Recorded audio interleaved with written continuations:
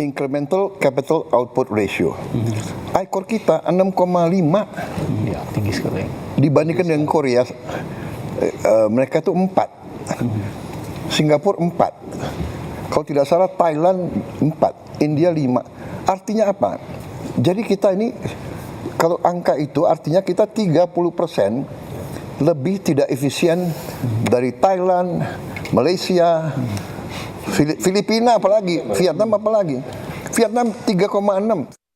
Presiden Prabowo Subianto menuding akal-akalan birokrasi sebagai biang kerok ICOR Indonesia tinggi di level 6,5 dan menjadi tidak efektif untuk pengusaha. Saya Dia Megasari Anjaya akan tanya langsung kepada akademisi dan ekonom Universitas Gadjah Mada sekaligus Chief Economist IBC Ibu Deni Purbasari. Bu, ICOR kita 6,5, Presiden juga seakan dalam tanda kutip protes ya. Ini jangan-jangan menuding ada akal-akalan birokrasi nih yang bikin nggak efektif atau nggak efisien bahkan. Sebenarnya benarkah Ibu membaca ada akal-akalan birokrasi yang membuat ICOR kita 6,5? Sebenarnya bahwa birokrasi itu ada persoalan, iya. Tetapi bukan satu-satunya. Birokrasi itu apa sih sebenarnya? Mereka kan pelaksana dari kebijakan. Jadi tadi yang saya sempat singgung, bahwa ICOR itu kan transformasi dari capital kepada output. Modal terhadap produksi. Kepada produksi. Kalau angkanya tinggi berarti kan dibutuhkan modal lebih besar untuk menghasilkan output yang sama gitu kan ya. Nah, jadi kalau seperti itu, apa sih sebenarnya mentransformasi menjadi output? Bukan sekedar kemudian birokrasi, tetapi kan dari kemudian kita melihat ya kalau di dalam ekonomi capital labor itu dan total factor productivity itu yang berpengaruh terhadap produksi. Nah, jadi di sini bukan hanya soal eksekusinya tapi policy-nya bener nggak? Certain nggak? Pasti regulatory uncertainty di kita kan amboy sekali. Studi dari IBC bekerjasama dengan Hukum Online, selama 5 tahun terakhir, jumlah regulasi baru yang dikeluarkan di Indonesia per tahun itu sekitar 3.000 baru, mulai dari undang-undang sampai dengan peraturan dirjen. Bisa dibayangkan nggak kalau misalnya saja perusahaan itu harus comply dengan regulasi-regulasi baru itu. Compliance cost-nya banyak, pusing menginterpretasikan, sehingga ini kemudian ada delay untuk eksekusi. Dan ongkos buat birokrasi ini kan bisa uang, bisa waktu, bisa kemudian prosedur yang dihabiskan. Nah, jadi ini semua bagian dari ICOR. Jadi policy-nya seperti apa, eksekusinya seperti apa. Nah, bicara tentang policy dan eksekusi, birokrasi ini kan salah satunya ya, baik itu di pusat maupun di daerah. Saya pikir apa yang bisa dilakukan gitu ya. Nah, satu tentu saja SDM tadi. Kalau IBC itu di dalam rilis Business Outlook menekankan kunci untuk pertumbuhan yang lebih tinggi dan berkesinambungan itu 3, disingkat 3C. Pertama adalah certainty. Orang yakin bahwa ketika saya berusaha dan berkontrak, ini akan dilindungi dan aturannya adalah seperti itu. Kalau saya mengikuti, saya tidak akan kemudian punya masalah hukum. Itu. Ya, jadi ada certainty dulu, orang yakin dulu. Karena kalau investasi itu kan menyangkut periode yang panjang. Cash flow-nya atau hasilnya BEP atau apa itu kan tergantung dari proyeksi yang panjang. Semakin panjang semakin beresiko. Semakin besar modalnya semakin beresiko. Jadi kalau indikasi sebuah negara itu katakanlah certainty-nya itu tinggi atau tidak, lihat aja investasi yang berasal dari luar negeri seberapa banyak. Di Indonesia FDI kita hanya 1,5% dari PDB. Karena apa? Ya orang asing selalu punya options untuk berinvestasi di tempat lain, bukan hanya Indonesia, negara di dunia ini kan gitu. Tapi di sisi lain adalah tadi pengusaha domestik pun kalau punya uang, saya mau pakai uang saya untuk bisnis baru atau kemudian lebih baik saya taruh di misalnya saja SBN atau capital market bahkan atau saya beli saham yang nggak berkeringat di luar negeri. Nah itu kan sekali lagi orang punya pilihan. Jadi kita harus paham bahwa dunia itu sangat kompetitif. Karena itu pastikan kita dari sebelum apapun ada certainty, create certainty. Yang kedua adalah yang kedua adalah capability. Ini capability bukan hanya capability perusahaan untuk beradaptasi dan berinovasi atau menciptakan research and development, tapi capability dari keseluruhan masyarakatnya, human capitalnya jago, produktif. Tadi produktif itu gampang yang gini, kan itu abstrak ya tadi ya produktif. Tapi misalnya saja dalam satu hari berapa jam sih kita realize bahwa kita scrolling misalnya tanpa tujuan 1 jam, bagaimana kita bisa mengganti 1 jam ini dengan sesuatu yang itu kemudian bermanfaat, meningkatkan produktivitas. Jadi jangan sampai ada waktu yang kebuang. Dan kita mengerjakan sesuatu itu makin lama makin cepat. Sehingga kemudian waktu kita bisa digunakan untuk yang lain, yang lebih produktif lagi. Nah, jadi capability dari perusahaannya, capability dari human capital atau tenaga kerjanya, sumber daya manusianya. Tapi jangan dilupakan capability dari aparatur negara. Karena apa? Aparatur negara mau eksekutif, legislatif, yudikatif, ini adalah yang bikin aturan, yang melaksanakan aturan, yang menegakkan aturan. Ini harus jago semua. Bahkan mereka mungkin adalah yang terjago dari seluruh masyarakat. Karena kalau kita tanya orang Singapura atau Cina, mahasiswa itu ya, Peking University dan cita-citanya mau jadi apa kalau lulus? Mereka akan jawabnya adalah, ya bahasanya kita itu PNS. Kenapa? Karena itu adalah pekerjaan yang terhormat, very kompetitif dan well paid. Jadi hanya cream of the cream dari masyarakat itu yang menjadi aparatur negara. Karena apa tadi? Tugasnya berat. Mengidentifikasi persoalan, mencari obatnya, mengimplementasikan. Dan kemudian dia harus bisa juga ya nyaman mengambil keputusan. Nah sekarang ini banyak yang kemudian takut mengambil keputusan.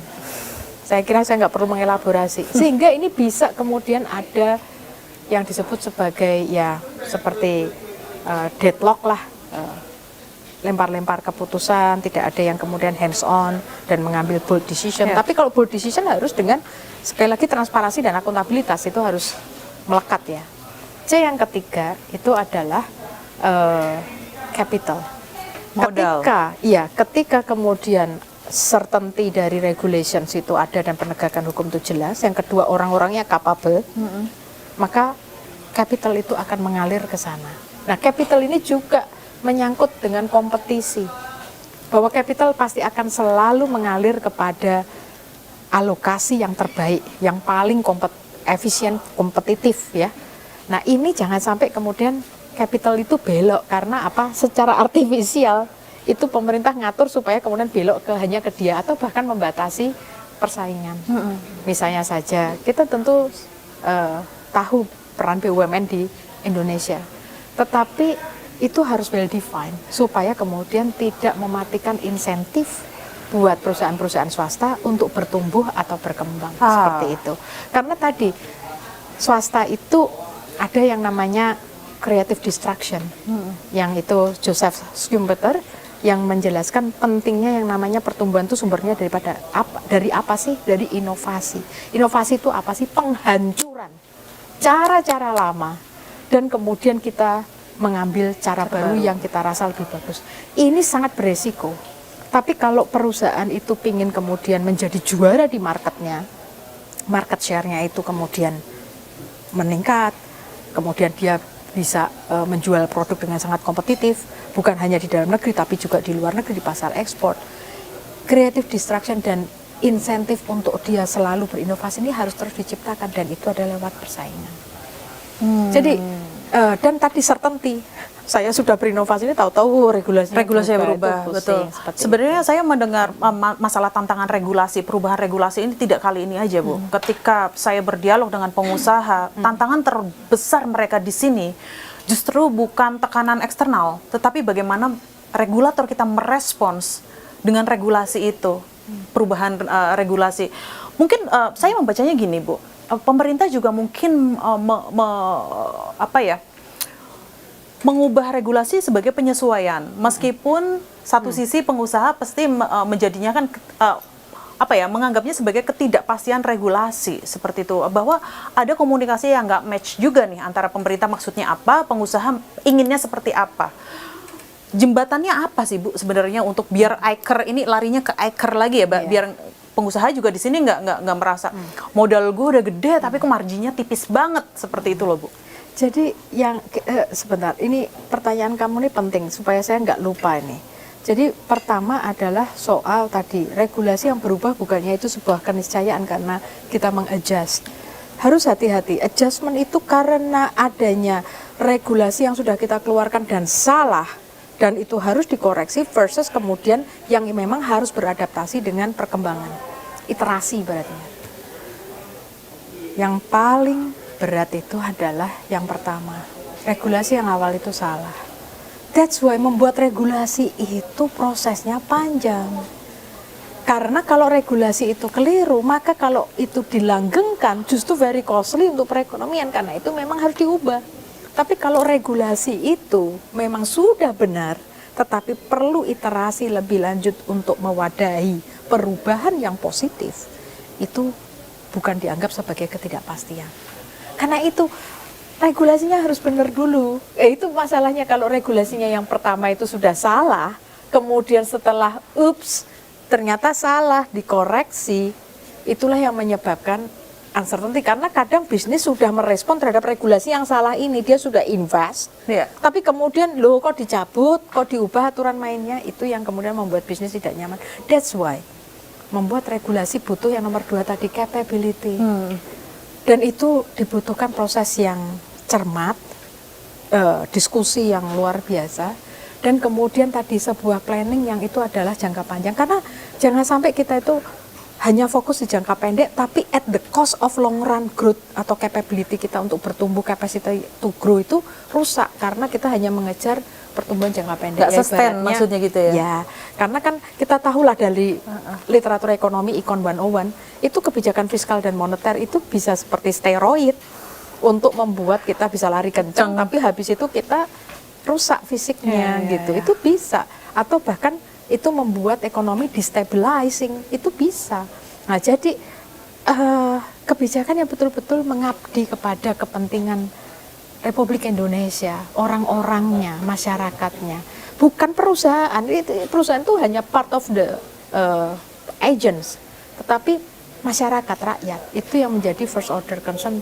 Pengabdian kebijakan itu adalah untuk mereka gitu. Jadi hati-hati karena ya itu tadi total surplus perekonomian, ada producer surplus, ada consumer surplus, ini kita harus seimbang gitu ya. Tetapi bagaimana untuk memastikan bahwa kita itu sudah membuat regulasi yang serve the greater goods for the society. That's why itu harus prosesnya transparan, melibatkan, ada perdebatan, dan begitu dikeluarkan pastikan itu ya itu tadi certain bahwa diimplementasikan dengan konsisten.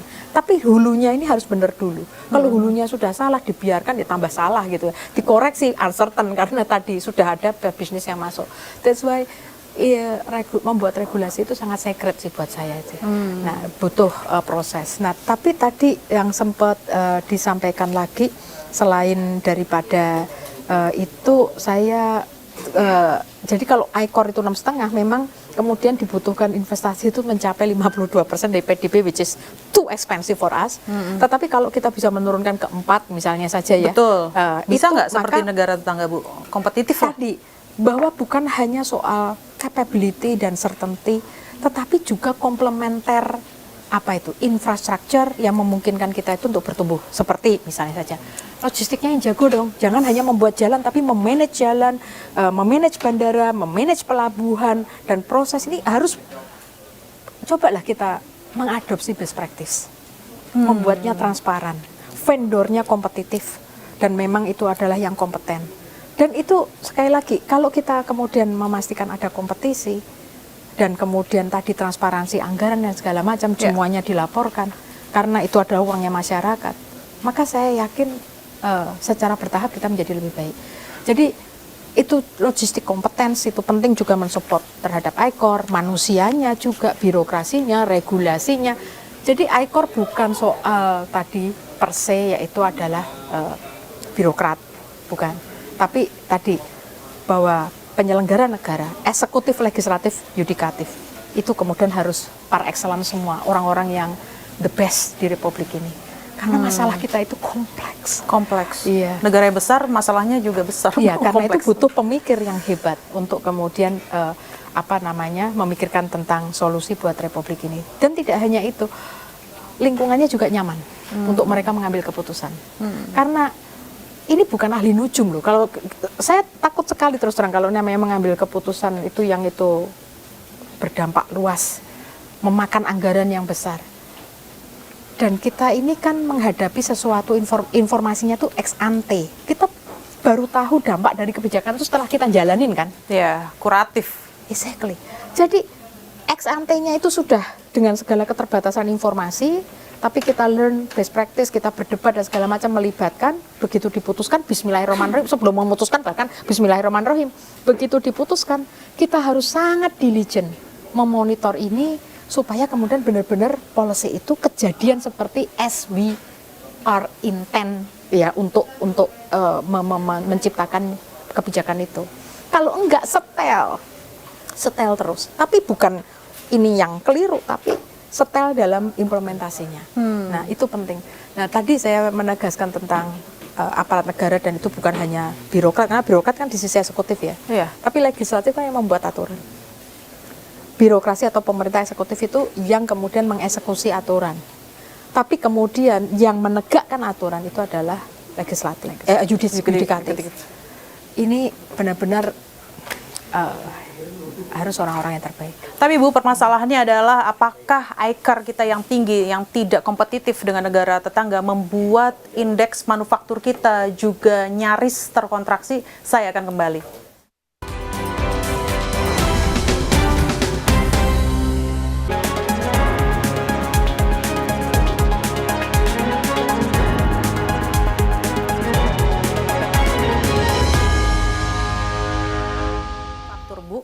Indeks manufaktur kita ada di level 50,4 Bu, sedikit lagi di level kontraksi ya, tidak ekspansif lagi Bu. Jika sektor manufaktur lesu Bu, sebenarnya pertumbuhan kuartal 2 ini masih kredibel nggak sih sektor real, di FDI misalnya lah, asing ke FDI, itu gimana ya Bu kalau kondisinya seperti ini Bu? Kalau kita melihat FDI itu tidak hanya di sektor manufaktur, tetapi di sektor primer maupun di sektor tersier itu juga ada FDI-nya. Nah, jadi misalnya saja FDI di bidang pendidikan, di bidang tourism, hotel-hotel itu misalnya, itu adalah kalau FDI ya memang ada. Manufaktur juga ada, tetapi yang di sektor agriculture atau di sektor primer seperti pertambangan juga ada. Betul. Jadi PMI ya ini kalau sudah 50,4 kita perlu kemudian lebih alarm gitu. Tetapi sebenarnya tren globalnya juga menurun. Seperti misalnya PMI Cina itu menurun. Tapi kalau nggak salah Thailand naik, tapi Filipina turun. Ya jadi berbeda-beda setiap negara. Tapi in general itu adalah menurun karena mulai terkena dampak dari krisis di Timur Tengah. Nah tapi kan PMI ini baru manufaktur. Nah kita harus melihat perekonomian Indonesia kan secara holistik, bukan hanya manufaktur. Tapi tadi bahwa di hari seperti sekarang, attracting modal asing untuk berinvestasi di Indonesia dalam bentuk FDI, itu kan sangat sulit karena adanya ketidakpastian, supply chain-nya juga sudah berubah karena belok-belok siapa teman siapa lawan di geopolitik kita. Dan kemudian tentu saja melihat bagaimana lingkungan regulasi di Indonesia. Indonesia mungkin unggul dalam hal satu, marketnya besar, marketnya muda, pertumbuhan ekonominya masih lumayan. Kan orang masih melihatnya seperti itu secara relatif term dengan the rest of the world ya. Tapi ada kemudian ya isu struktural yang memang harus diatasi supaya itu modal kemudian datang ke Indonesia. Nah, yang lainnya lagi yang saya pikir penting terkait dengan ini adalah studi memang menunjukkan bahwa peningkatan upah itu yang paling tinggi itu ada di sektor tertentu.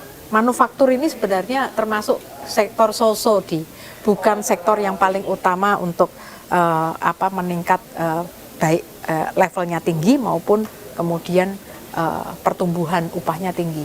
Karena statistik menunjukkan yang upahnya itu tinggi dan tumbuh tinggi itu adalah sektor telekomunikasi, mining, dan juga sektor kesehatan. Karena yaitu mungkin ya juga bisnis operation ya, seperti business processes, sorry. Nah, jadi misalnya saja kenapa begitu? Well, karena mungkin di sektor mining itu heavy capital. Yang kerja di situ mungkin engineers, ya. Mungkin adalah driver dan segala macam yang mengoperasikan alat berat, tapi dia karena padat kapital, karena itu upahnya tinggi. Terus habis itu sektor kesehatan tentu karena dokter mungkin itu sangat high intensive skill ya, dan profesi yang sangat in demand, sehingga itu kemudian upahnya tinggi sejalan dengan experience yang semakin tinggi dimiliki oleh dokter. Yang ketiga sektor finansial. Sektor finansial di sini tentu saja bank maupun non bank ya. Sekarang ini kan jasa keuangan, karena Indonesia semakin kaya, orang kaya bingung cara naruh duitnya, masa tabungan terus, kan tidak mungkin, atau deposito terus. Akhirnya mereka akan diversify kan kepada aset-aset seperti misalnya saja mutual fund, kamu ke saham, ke obligasi dan lain sebagainya. Kamu butuh kemudian orang-orang yang talented yang bisa memanage kamu punya fund itu. Beberapa kemudian mungkin melirik private equity dan segala macam. Investment bank gitu ya, bukan yang bank biasa, karena itu yang kemudian memberikan upah yang tinggi. Tapi bisa dilihat kan, ini pekerjaan yang cukup high skill, dan kemudian orang itu sangat spesialis, dan experience mereka 1 tahun, 2 tahun, 3 tahun itu sangat berarti untuk meningkatkan upah mereka itu. Karena tidak semua jenis pekerjaan itu bisa memberikan upah yang tinggi dan pertumbuhan yang tinggi. Artinya learning opportunity-nya itu adalah semakin skillnya itu semakin jagoan itu. Tidak semua pekerjaan. Misalnya saja, mohon maaf, pekerjaan cuci piring misalnya saja, ya akan begitu terus ya. Repetisi ya, iya, bukan kognitifnya yang berkembang. Betul. Ya. Nah, jadi kita harus hati-hati melihat sektor ini, karena itu kebijakan negara bagaimana melakukan tadi ya perbaikan di bidang pendidikan dan pelatihan itu sangat penting untuk kemudian betul-betul lembaga pelatihan dan pendidikan itu adalah yang bagus. Syukur-syukur kemudian kita inviting lembaga-lembaga vocational schools dari luar untuk melatih di sini, karena ada pekerjaan yang tidak bisa digantikan oleh AI. Tukang, roofer, plumber, kemudian tiler dan segala macam itu negara-negara maju membutuhkan orang-orang yang bekerja dengan tangan. Ini tidak bisa didiskusi oleh AI. Tapi bagaimana skill tukang-tukang kita itu jagoan par dengan standar internasional. Itu bagaimana kita kemudian bisa menghadirkan lembaga-lembaga pelatihan seperti itu, dan orang-orang tukang-tukang yang sudah berpengalaman itu dididik seperti itu dalam jangka waktu mungkin hanya 6 bulan, 1 tahun intensif, dan setelah lulus itu bisa kemudian bekerja di luar negeri. Tentu saja simultan ya, tidak hanya tentang know-how-nya yang itu par internasional, tapi juga bahasa asingnya dan attitude-nya. Nah, jadi kita perlu untuk kemudian berani memulai langkah-langkah seperti itu dan tidak business as usual, karena konteks dunia, konteks bekerja ya, lapangan pekerjaan dan pekerjaan itu berubah. Jadi pemerintah kemudian harus lebih agile untuk kemudian beradaptasi dengan itu semua. Nah, karena itu tadi kalau dibilang birokrasi yang rigid yang menyebabkan agak kemandekan ya dari inovasi, itu saya tadi sampaikan itu benar, tetapi tidak semuanya. Ya, seperti itu. Bu, berarti gini, dengan indeks manufaktur kita yang mendekati kontraksi, artinya kita tidak bisa mengandalkan ekspor dari barang jadi ya, kita bisa mengubahnya ke ekspor jasa. Exactly, betul kan, Budi. Karena mari kita lihat Filipina. Negaranya tidak sebesar Indonesia, tetapi ekspor talents mereka ke seluruh dunia begitu besar, sehingga mereka itu kemudian mengirimkan remittances yang sangat besar balik ke Filipina, dan kemudian ini bisa memperkuat cadangan devisa mereka. Jadi cadangan devisa, kita kan selalu tahu ya bahwa current account kita itu defisit disebabkan karena neraca jasa. Tetapi kemudian untuk neraca barang kita baik-baik saja. Nah, dan Indonesia ini terkenal sebagai negara komoditas. Karena itu sebenarnya kalau melihat opportunity Indonesia, Indonesia ini kaya dan segala macam karena sumber dayanya banyak dan segala macam, itu benar. Tetapi bagaimana mengelola sumber daya itu dengan baik, dan kemudian membuat perusahaan asing kalau memang mau mengeksploitasi atau mengerjakan sumber daya tersebut itu sesuai dengan tata kelola yang baik. Itu kan, itu yang kita harapkan. Bukan berarti ini kita tutup sama sekali, tidak. Tetapi sekali lagi harus dengan tata kelola yang baik. Karena undang-undangnya kan sudah banyak, undang-undang sumber daya alam, undang-undang pertambangan dan segala macam, ikuti dan tegakkan dengan baik. Itu saya pikir ya penting. Tapi tadi bahwa ya kita jangan melulu pada barang, benar. Jangan komoditas terus, karena komoditas itu bisa habis. Tapi yang namanya talent itu enggak. Nah, sama halnya dengan turisme. kita banyak kemudian mengimpor kan dengan travel ke negara-negara lain untuk berwisata. Tapi effort kita untuk mendatangkan wisatawan datang ke Indonesia seperti apa? Karena again ini yang namanya jasa pariwisata itu sebenarnya satu bisa mendukung sustainability lingkungan, yang kedua itu ada menyerap tenaga kerja, dan yang ketiga ini kalau kita melihat orang Indonesia, karakter bangsa Indonesia yang ramah itu otentik loh. Hospitality itu kita jagoan banget, tetapi bagaimana mengemas hal-hal yang itu merupakan warisan budaya atau bahkan alam Indonesia itu yang par dengan standar asing sehingga atau standar internasional, sehingga itu punya value yang tinggi itu, tidak receh, tidak malah rusak.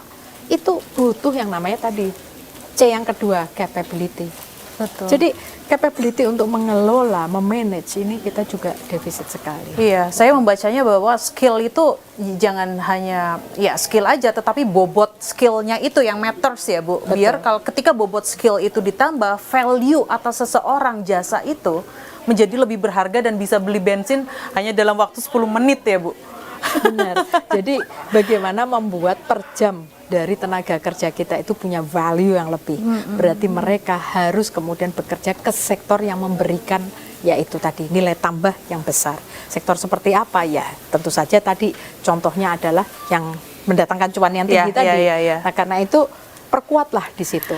Dan Ibu, jangan sampai itu nanti apa ya, kita berpikirnya itu masih masa lampau. Kita justru kemudian terjerembab kepada sektor yang justru nanti terdisrupsi oleh AI. Seperti itu. Ibu maaf nih, saya menyela. Artinya kira-kira nih pemerintah kita sudah ada dalam track yang ini, kira-kira mampu nggak untuk menambah bobot skill pekerja kita biar satu kita gig ekonomi itu kan juga berkembang sekali Bu di sini, itu juga ya mengimbangi manufaktur kita yang tidak, ya saya bisa bilang tidak optimal lah, sedang tidak optimal, sedang tidak baik-baik saja Bu. Ya jadi tadi ya, pemerintah mampu nggak sih sebenarnya Bu? saya melihat bottom line-nya dulu bahwa membuat perekonomian kita itu vibrant, itu kuncinya adalah memastikan adanya fleksibilitas. Untuk merespon potensi maupun shock, ya, untuk tap opportunity, garap opportunity yang tersedia di pasar, dan kemudian sekali lagi dia bisa bersaing. Itu dulu. Karena apa? Ekonomi itu sangat kompleks. Seorang pengusaha atau entrepreneur bisa melihat adanya peluang dan kemudian menggarap di situ. Itu kemudian kita harus support mereka, mudahkan mereka. Karena itu flexibility tadi. Karena dengan begitu mereka kemudian akan mengambil resiko, pasti akan berusaha sebaik mungkin supaya cuan kan, supaya usahanya itu untung. Karena itu jangan punya sikap kayak kita anti orang kaya, kita anti profit. Nggak ada bisnis itu nggak ngejar profit. Bagaimana kita sustain kalau nggak ada profit? Profit itu buat semangat. Dan kemudian yang penting itu profit itu kalau bisa ditanamkan lagi kepada ekspansi bisnis. Nah, jadi kita harus merubah mindset ini gitu. Dan kemudian biarkan bisnis itu kemudian bergerak. Dia pasti akan berinvestasi kepada hal yang dibutuhkan. Nah, pemerintah ini perannya di mana tadi kan? Apakah sudah mengarah ke sana? Masih ada ruang untuk diperbaiki. Tapi terkait dengan misalnya public education, mulai dari PAUD menciptakan karakter anak. Ini kita perlu kemudian lebih banyak lah. Saya nggak tahu ya. Kita belajarlah dari best practice yang ada, bagaimana sih membuat karakter anak itu baik. Terus kemudian baru SD dan segala macam kan diisi itu kognitifnya, ya, diisi kognitifnya. Baru kemudian sudah SMP, SMA, bahkan perguruan tinggi itu kemudian kreasinya, critical thinkingnya itu kan kemudian harus sudah mumpuni. Sehingga proses yang panjang. Tapi proses yang panjang ini ketika perbaikan-perbaikan, ini jangan lupa karena setiap politisi pasti ingin sukses dalam waktu 5 tahun, dan itu misalnya salah satunya ambisi pertumbuhan ekonomi gitu ya, maka harus ada perhatian kepada the existing workers, existing usia angkatan kerja, usia produktif itu. Ini mau diinjeksi apa supaya mereka kemudian bisa menghasilkan produktivitasnya tinggi dan mensupport pertumbuhan sekarang, bukan pertumbuhan 10 tahun lagi kan, bukan pertumbuhan 15 tahun lagi, current. Nah, ini yang, dan jangan sampai kemudian mereka ya terdisrupsi dan kemudian tidak tahu where to get help gitu. Nah, jadi peran pemerintah adalah tadi mulai lah, dan kemudian kolaborasi dengan private sector yang tahu ini peluangnya di mana, support itu, dan satu lagi adalah ukur itu keberhasilannya. Jangan kemudian program alokasi dan kemudian eksekusi, laporan, penyerapan selesai itu, jangan. Tapi harus diligent dan bahkan multiple initiative itu diadu mana yang akan memberikan hasil yang paling besar. Tapi untuk bisa memberikan flexibility even kepada pemerintah melakukan eksperimentasi, ini butuh tadi sisi penegakan hukum yang itu kemudian memberikan ruang, perlindungan. Karena apa, inovasi bisa gagal kok. Tapi intentionnya seperti apa? Selama itu tidak kemudian korupsi untuk dirinya sendiri atau ada konflik kepentingan, kelalaian dan segala macam, sebaiknya itu kemudian dilindungi supaya apa? Kemudian pengambilan keputusan dan eksperimentasi untuk kebijakan publik itu kemudian terjadi. Karena otherwise orang takut ngambil keputusan. Karena nanti kalau misalnya tidak efektif for whatever reason, kamu kemudian merugikan keuangan negara misalnya seperti itu kan yang paling membuat orang kemudian takut. Jangan sampai kita menciptakan sebuah environment yang itu membuat orang-orang yang paling talented, the best and the brightest Indonesians takut untuk kemudian ada di posisi publik. Jangan sampai, karena itu adalah the worst equilibrium ever. Percayalah, saya Diah Megasari Anjaya dan Bu Deni Purbasari sebagai akademisi Universitas Gadjah Mada sekaligus Chief Economist IBC sangat mencintai Indonesia. Saya pamit, terima kasih.